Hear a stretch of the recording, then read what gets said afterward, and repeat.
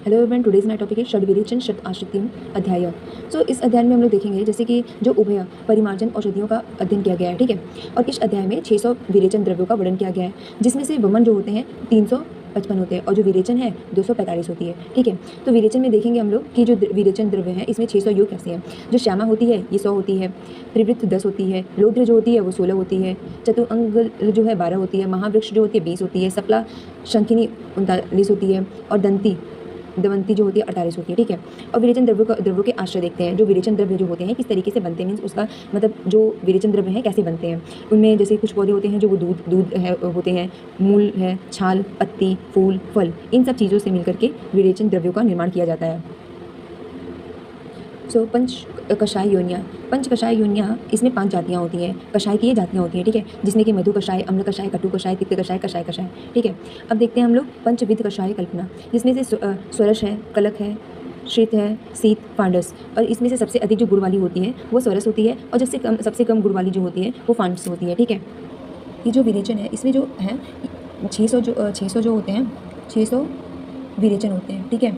और जो विरेचन इसमें बताए गए हैं और जो इसमें जो आश्रय योग होते हैं वो 6 हैं और 5 बताए गए हैं 5 कषाय बताए गए हैं और 5 जो है कषाय की कल्पनाएं बताई गई है। जो 50 है वो महाकषाय बताए गए हैं और 500 जो हैं वो कषाय बताए गए हैं, ठीक है। अब देखते हैं ये जीवनी महाकषाय। तो जीवनी महाकषाय क्या होता है, जो द्रव्य आयु के लिए हितकारी होते हैं उसको हम लोग जीवनी महाकषाय कहते हैं, ठीक है। जैसे इसमें आते हैं जीवक, ऋषभ, मेधा, महावेदा, काकुली, छीकाकुली, बुद्धपन्नी, मांसपन्नी, जीवंती, मुलेठी।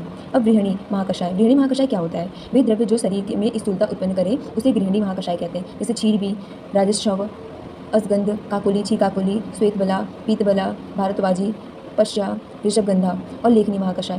लेखनी महाकषाय क्या होता है, वे द्रव्य जो दुर्बलता बनाते हैं उसे लेखनी महाकषाय कहते हैं। जैसे कि मुस्त हो गया, कुष्ठ, चित्रक, कटुकी, वच, श्वेतवचा, अतीश, बिल्लो, हरिद्रा, दारू हरिद्रा। यहाँ हरिद्रा का मतलब हल्दी होता है।